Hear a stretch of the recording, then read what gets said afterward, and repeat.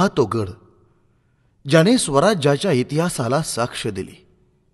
हा तो गड जिथे प्रत्येक दगड छत्रपती शिवाजी महाराजांच्या शौर्याची कथा सांगतो. तो अभिमानाचा गड म्हणजेच विश्रामगड.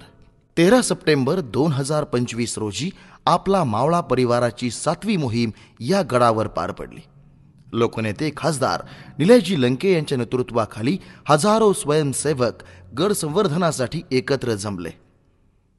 त्या सकाळी गडाच्या पायथ्याशी असलेल्या ठाणगाव गावात उत्साहाचं वातावरण होतं.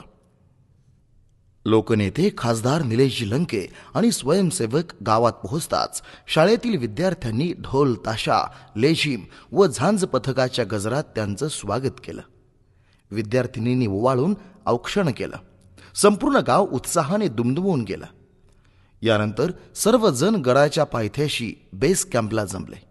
इथे खासदार निलेशजी लंके यांच्यासोबत जयश्रीताई थोरात, प्रभावतीताई घोगरे उपस्थित होत्या. या ठिकाणी लंके साहेबांनी स्वतःहून स्वयंसेवकांना साहित्य वाटप केलं. टिकाव, खोरे, माहिती फलक, बाके, डस्टबिन्स, झाडे, झाडू, ब्रश, खुरप, झेंडे, सौर दिवे. आणि मग सुरू झाली गडाकडे अभिमानाची चढाई. हजारो स्वयंसेवक आपला मावळाच्या टी शर्टात सज्ज होऊन पुढे सरसावले. कुणी खांद्यावर झाडं घेऊन, कोणी हातात झाडू, कुणी बाके, कुणी सौर दिवे. कुणी कचरा गोळा करत होतं, कुणी झाडं लावत होतं, कुणी सौर दिवे बसवत होतं, कुणी माहिती फलक उभारत होतं. या साऱ्यांमध्ये खासदार निलेशजी लंके स्वतः झाडू हातात घेऊन गड स्वच्छ करत होते. एक लोकप्रतिनिधी असूनही ते प्रत्येक स्वयंसेवकासोबत खांद्याला खांदा लावून काम करत होते. हा क्षण दाखवून देत होता, खरं नेतृत्व म्हणजे आदेश देणं नव्हे, तर लोकांसोबत उभं राहून प्रत्यक्ष कृती करणं. त्या दिवशी निसर्गही जणू मोहिमेसोबत होता. ढगाळ आकाश, गार वारा, पक्ष्यांचा किलबिलाट, जणू सह्याद्रीनंच या मावळ्यांचं स्वागत केलं.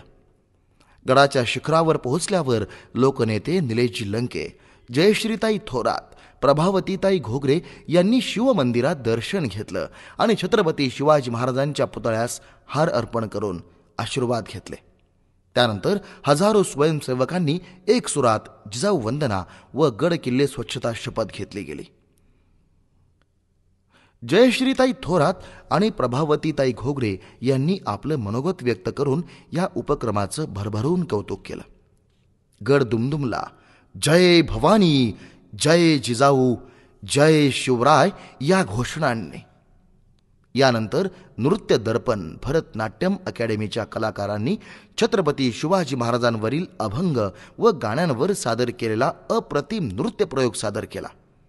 हा क्षण होता कला, संस्कृती आणि स्वराज्याचा संगम. मोहीम संपल्यानंतर गोळा झालेला कचरा खाली आणण्यात आला.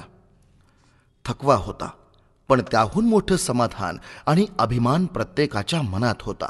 कारण हा गड फक्त दगडांचा नाही, हा आहे आपल्या इतिहासाचा, आपल्या संस्कृतीचा आणि छत्रपतींच्या स्वराज्याचा जिवंत पुरावा.